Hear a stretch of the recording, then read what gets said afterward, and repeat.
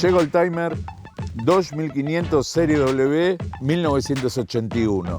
Primera versión producida por Volkswagen del exitoso modelo de Chrysler en Argentina, un auto con 22.000 kilómetros, realmente creemos único por su estado, coche que parece sacado del concesionario y que realmente resiste el ojo más exigente. Los invitamos a que vean 2500 Serie W 1981.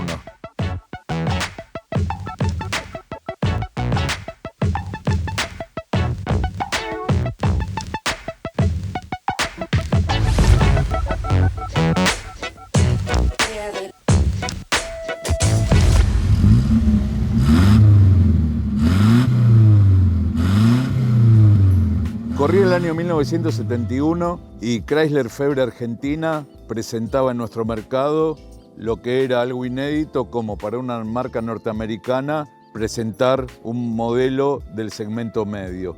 Llegaba el 2500, un auto que realmente por su diseño y características Chrysler lo vio como un modelo propicio para competirle a las marcas europeas en nuestro país, ya que era el segmento que se veía venir con más posibilidades de crecimiento. El auto, a partir del momento que se presenta, fue exitoso realmente con una mecánica, si bien de una ingeniería anticuada, su motor, pero el auto resultaba simpático, noble, caminador. El auto con el correr de los años se fue ayornando, realmente siempre con un éxito importante. Recordemos que Chrysler siempre produciendo autos de más de 5 metros de largo y que con el pasar de los años en nuestro mercado era el tipo de auto, se dejaba de mirar si se quiere, y el 2500 era el caballito de batalla de la marca norteamericana. Ya para la década del 70 es cuando Chrysler hace conocer que por problemas financieros realmente importantes en su casa matriz en Estados Unidos, es que iba a tener que hacer algún tipo de cambios, ya que lo peor que le puede pasar a una marca es tener su casa matriz con problemas financieros realmente profundos. Es así que para el año 77 se habla en nuestro país de una argentinización de Chrysler y que no era ni más ni menos que salir a vender acciones de la empresa a manos de particulares. Es así que Chrysler logra vender poquito más del 50% de las acciones y se queda con un 49% del total de las acciones de la empresa. Hablando que con el aporte de capitales la fábrica iba a poder producir mayor cantidad de unidades. Es así que para el año 78, cuando se presenta la línea de este auto, es cuando realmente se da a conocer que los problemas financieros eran casi insalvables en Estados Unidos y que el gobierno de aquel país le iba a hacer un rescate financiero de unos 1.200 millones de dólares, pero le exigía que a cambio cerrara las filiales que tenía repartidas a lo largo de Europa y de América Latina. Es así que Chrysler, ya con la nueva versión de 2500 lanzada al mercado, con un éxito realmente importante, también se conocía la Rural 2500, realmente un auto que tuvo muchísima aceptación. El auto seguía siendo el caballito de batalla de la marca. Eso hacía que de tener que salir a vender el paquete accionario fuera un poco más fácil. Es así que Volkswagen presenta interés en la compra del paquete accionario y se cuenta que para el año 1979 ya tenía cerrado el acuerdo con Chrysler y ya era dueña del 49% de las acciones de la empresa. Faltaría negociar con los particulares. El auto obviamente seguía desandando su camino sin ningún tipo de problemas. Sus versiones 1500, 1800, Rural, la línea grande ya en franca retirada, pero el 2500 sin duda tenía una vida próspera por delante. El auto seguía teniendo una demanda realmente muy buena frente a su competencia con sus pros y contras conocidos por todos en lo que es a su mecánica, a su diseño.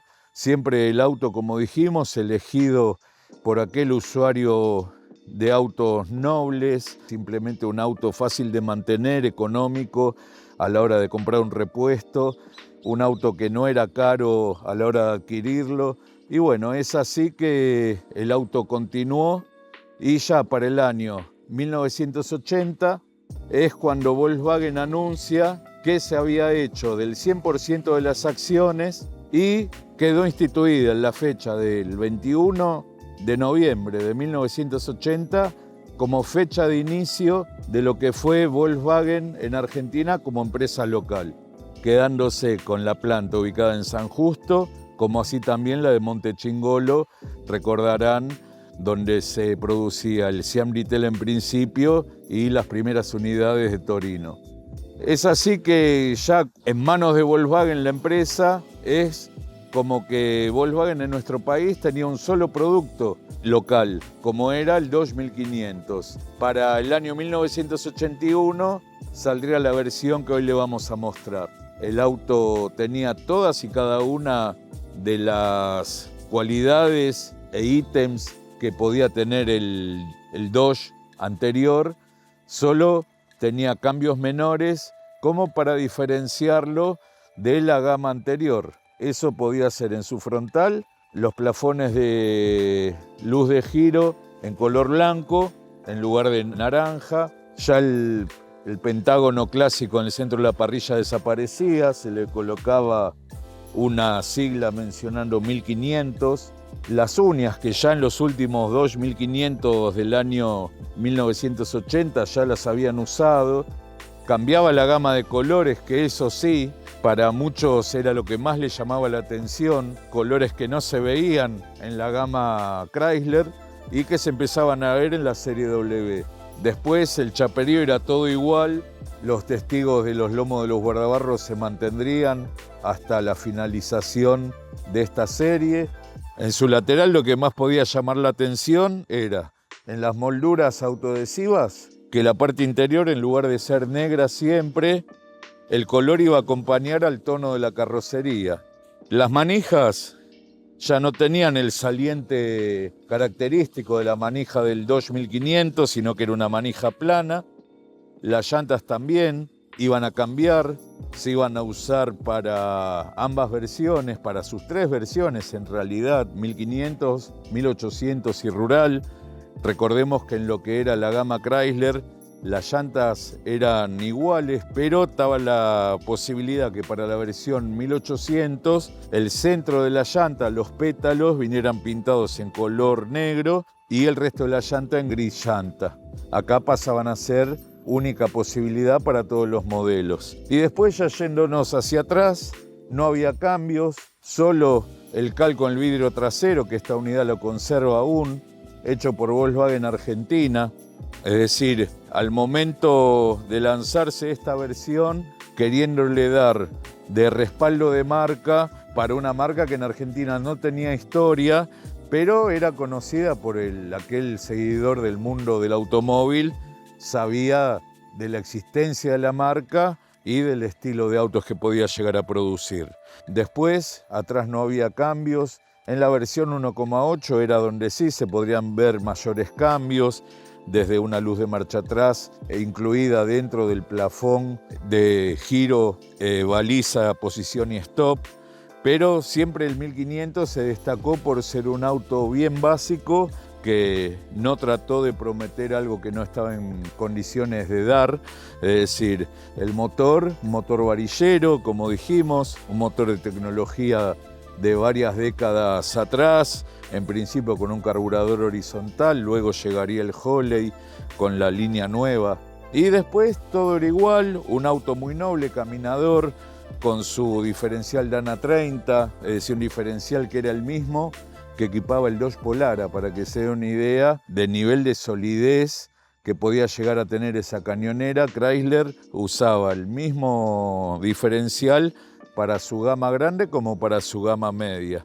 El auto a lo largo de lo que fue su producción, desde el año 71 hasta casi el año 91, unos 20 años de producción, en todas sus versiones y con ambas marcas, produjo unas 273.000 unidades, nada mal, superado por algunos otros modelos del segmento, pero para lo que era el volumen de venta y producción de Chrysler realmente fue un número más que admirable y a Volkswagen le sirvió como cimiento para todo lo que vendría después, ya que recordemos que para el año 1982 llegaría así el que era el BMW 1500 con todos los cambios estéticos de paragolpes, faroles. Ya el auto, si bien seguía siendo el mismo por dentro, pero estéticamente se lo veía bastante diferente. Y realmente el auto siempre supo tener valores de venta interesantes y es por eso que Volkswagen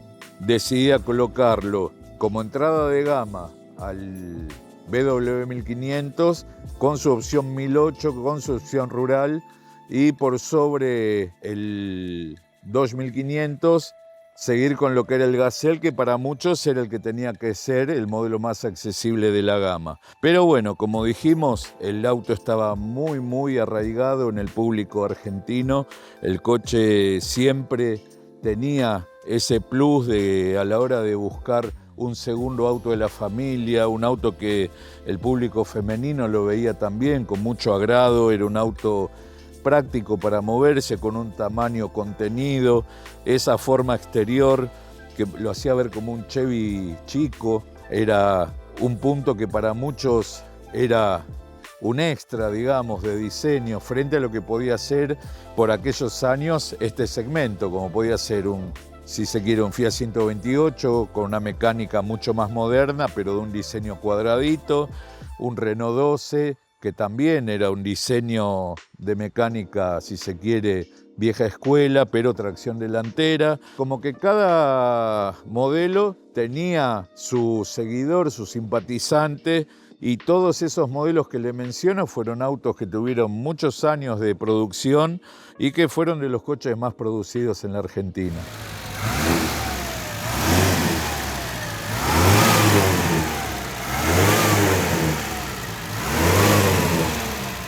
Llegamos a uno de los puntos más fuertes que tenía el Dodge 1500, su motor.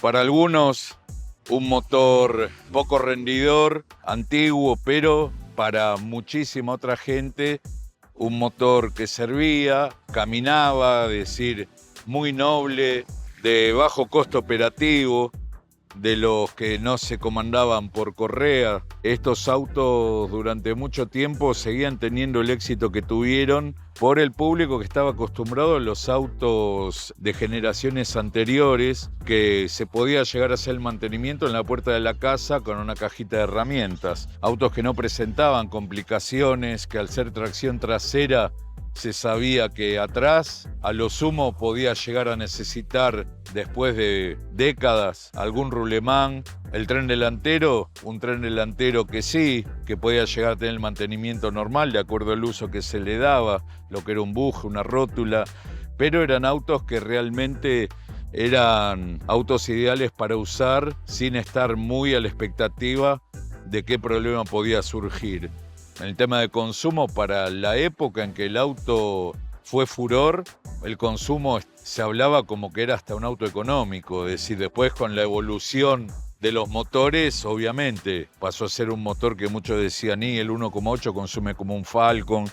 Y es así que el auto se ganó el lugar que se ganó. Los mecánicos realmente lo adoraban, ya que ante la consulta de que uno iba a comprarse un auto usado o nuevo mismo y decirle que uno iba a ir por un Dodge 1500, lo veían siempre de buen agrado, ya que era un auto que era de un mantenimiento simple y no les presentaba ningún tipo de complicaciones.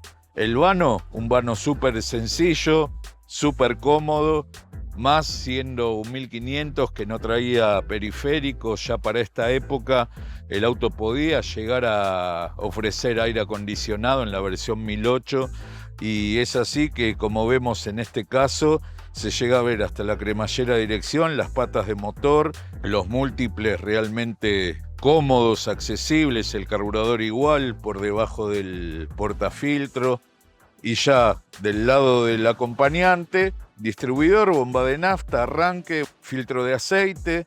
Lo que es el ventilador era mediante una correa, no era eléctrico, el acoplamiento. Un auto que se supo mantener a lo largo de su existencia con todos ítems a la vieja escuela, y era por eso que el coche se seguía viendo tanto. El que buscaba un auto con otro tipo de glamour o de prestaciones, obviamente iba a mirar para otro lado, pero el 1500 era un auto que siempre estaba, y como dijimos, aún con el restyling que le hizo Volkswagen a partir del 1982, el auto siguió funcionando, se siguió vendiendo muy bien, casi a la altura del Gazelle, que era la novedad por aquellos años, y el auto siempre dando con ese tipo de usuario que buscaba este estilo de automóviles. En lo que refiere a las especificaciones del motor, una potencia de 72 caballos a 5.400 vueltas, un torque de 120 Nm, 4 cilindros obviamente, delantero longitudinal 1.498 centímetros cúbicos, relación de compresión 8:1, 8 válvulas obviamente, diámetro por carrera 86,1 por 64,3 milímetros, distribución tipo UHB, carburador Holley RX 7034A, prestaciones, velocidad final unos 145 km por hora con un 0 a 100 de 15 segundos, frente a los 90 caballos que podía presentar el motor 1,8. En lo que refiere a dimensiones, un largo de 4,14 m, ancho 1,59 m, alto 1,35 m y peso total 930 kilos con un tanque de nafta de 45 litros de capacidad. Frenos a disco delantero y campanas en el sector trasero, con servofreno, bomba doble circuito, un consumo a 100 km por hora, unos 11,6 km por litro. Pero siempre dependía del estilo de manejo que uno le imponía. El auto podía tener un consumo dentro de lo razonable o un consumo de un 6 cilindros, dependiendo la exigencia que le imponía el estilo de manejo. En lo que refiere a suspensiones, delantera tipo independiente con amortiguador, espirales y barra estabilizadora, y traseras del estilo eje rígido con amortiguador y espirales. Llantas de acero estampado de 13 pulgadas, una llanta de nuevo diseño que se presentaba con esta versión, y neumáticos. El auto ya tiene calzado 155-70-13, que son los neumáticos de medida más similar a los que podía traer equipado de fábrica. Llegamos al baúl del 1500. Un baúl cómodo, amplio, dado esa cola estilo fastback, si se quiere, que realmente por la caída podía penalizar un poco lo que era la capacidad del baúl, pero tenía como gran punto a favor la posibilidad de tener el auxilio embutido, como era en la línea Chrysler en general. La rueda de auxilio quedaba por debajo de la alfombra, y eso hacía que a la hora de precisar todo el baúl para cargar, el auxilio no era un punto que podía interferir en ello. Como vemos, un piso plano, realmente un baúl era un baúl adecuado para una familia tipo. Vemos aún el anclaje del Cricket sobre la derecha de donde va el auxilio, sobre la alfombra, baliza y matafuego de época. Lo que es el canister de abastecimiento de combustible quedaba protegido por una pieza que iba por sobre el caño de entrada de nafta, que era parte de la carrocería. Lo vemos como va soldado el panel de cola. Es decir, el auto tenía, más allá de su sencillez, un nivel de trabajo, de ingeniería, como mencionaba Chrysler, aquello de ingeniería Chrysler, ingeniería de avanzada, que en pequeños detalles uno se daba cuenta del esmero que tenía la fábrica a la hora de producir sus autos. El tanque de nafta tenía una tapa sin llave. Ya para el motor o versión 1800i tenía la tapa con la posibilidad de tener cerradura. La rueda de auxilio, como podemos ver, en esta unidad aún conserva el original Goodyear del Rodo 560-13, como era que se calificaban las medidas de los neumáticos comunes, no radiales, y que también le daban ese andar distinto a los autos. Muchas veces uno da con un auto antiguo que tenía los neumáticos de tela y le pone 4 neumáticos nuevos, radiales de acero del estilo actual, y nota que el andar cambia. Llegamos al interior del Serie W. Todo era igual que en el Dodge, solo los cambios eran muy mínimos, como podía ser las nuevas manijas de los alzacristales, el nuevo estilo de tapicería, los colores de tapicería, después apertura de puerta, apoyabrazo, pestillo, todo igual. La plancha a bordo no iba a tener cambios, algún cambio menor en lo que eran las esferas del instrumental, volante igual, aún permanecía el logo de Dodge. Todo hacía tener ese balance entre la marca prestigiosa que dejaba de hacer el auto con la llegada de la nueva marca para nuestro país, pero eso, como dijimos, se fue haciendo en forma gradual. En lo que refiere al instrumental, tal cual como era en el Dodge 1500, 2 esferas, una para el velocímetro, odómetro parcial y total, escala 200 km por hora, la segunda con 2 agujas, cantidad de combustible en el tanque y temperatura de motor, más toda una línea de testigos en la parte superior. Al poner en contacto quedaban encendidas lo que era la depresión de aceite y la carga del alternador. Después, lo que es testigo de luz de giro iban a ser las de los lomos de los guardabarros, como era en la línea 2. Y al poner la llave en contacto se iba a prender de manera fija la luz que estaba por sobre el guardabarro izquierdo, indicando que el auto estaba en contacto. Después sí podía tener el resto de los testigos luminosos, que eran cebador activado, reserva de combustible, como dijimos, baja presión de aceite, luz larga encendida y luz de posición encendida. En el caso del 1008 el tablero era más completo, pero en el caso del 1500 era bien elemental. Después, 2 teclas en la parte central, forzador de ventilación, encendido de limpiaparabrisas, calefacción, ventilación, encendedor, por debajo el cenicero, la radio AM clásica de Chrysler. En lo que es la consola, el obturador para donde se podía llegar a colocar el reloj de hora y el espacio, que en este caso es un portaobjetos, que también a partir de la versión 1008 se le podía llegar a colocar el aire acondicionado.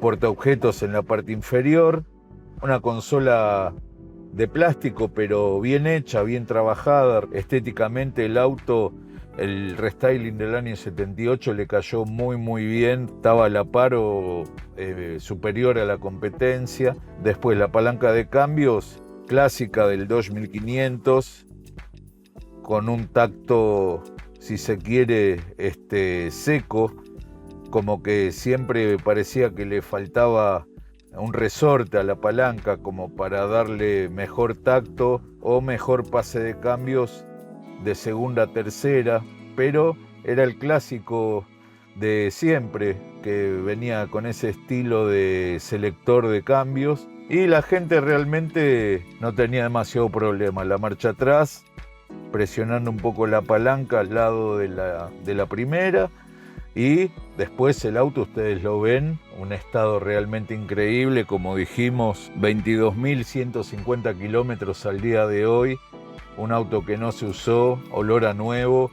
Por debajo de la plancha un portaobjetos o revistero, también muy práctico. El auto, aún en versiones económicas, venía con alfombra tipo buclé, combinado con el tapizado, en este caso negro, con el tapizado azul, que quedaba muy bien. Y ya sobre la columna de dirección, una de las cosas más lindas que tenía ya de la línea Chrysler, como era la llave que tenía una traba que impedía poderla sacar si no se accionaba el gatillo, la baliza por debajo del volante con los testigos sobre el lomo de los guardabarros, y ya sobre el lado izquierdo el comando de la luz de giro y la posibilidad de darle velocidad a los limpiaparabrisas mediante un reóstato, que era sin dudas una de las exclusividades de la línea Chrysler y luego Volkswagen.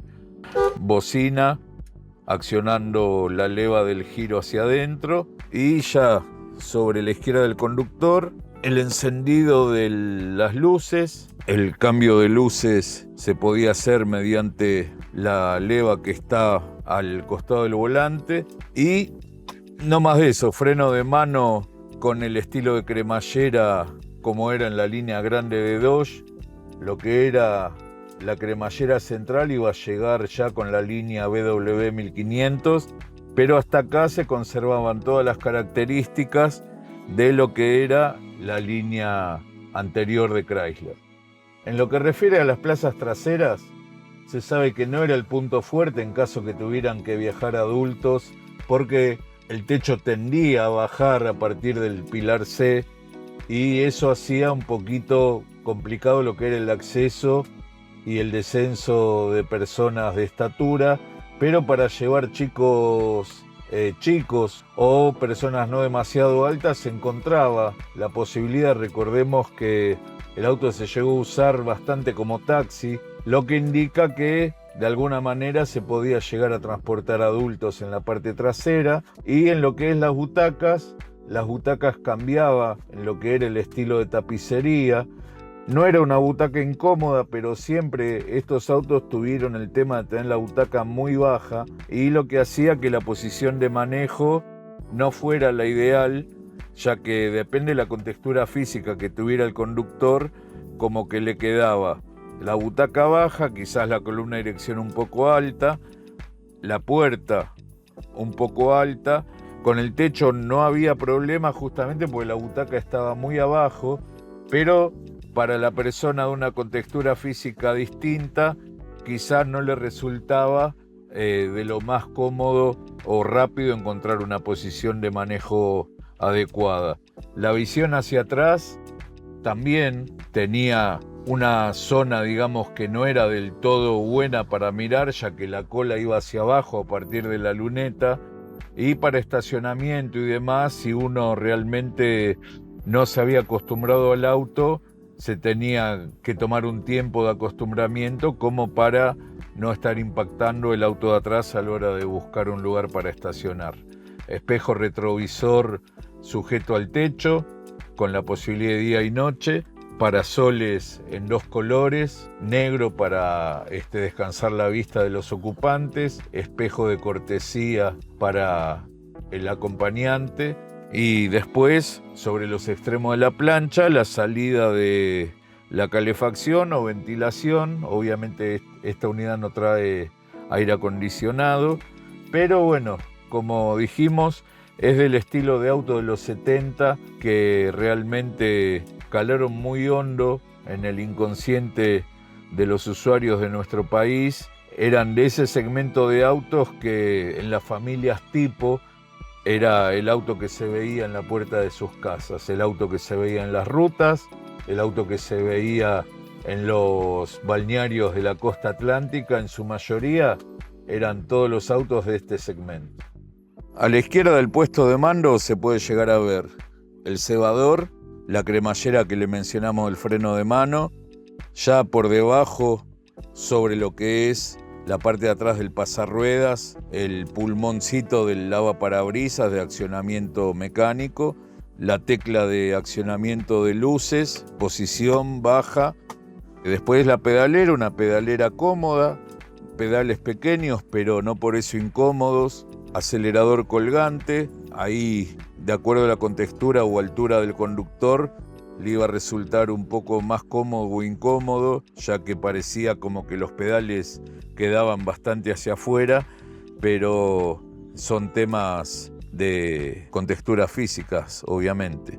Y ya yéndonos hacia la puerta, tapizados que siempre en la línea 2500 el tapizado cubría todo lo que era el interior de la puerta, la manija de apertura, la manija del sacristal que cambiaba su diseño a lo que era la conocida de la línea Dodge, apoyabrazos de diseño convencional y el pestillo horizontal también clásico y conocido de la línea Dodge. El espejo retrovisor sí cambiaba por uno de nuevo diseño, un espejo que no se había usado para otro auto en nuestro país. Eran, como les dijimos, unos matices muy leves, pero que trataban de dar por entendido que se trataba de una nueva versión de un auto ya conocido. Así finaliza una nueva edición de Oldtimer. Esperando que el informe del Dodge 1500 Serie W haya sido de su agrado, nos despedimos hasta nuestra próxima edición, pero no sin antes solicitarles que se sigan suscribiendo, nos sigan dando like para que la plataforma nos siga recomendando. Nos vemos en nuestro próximo programa.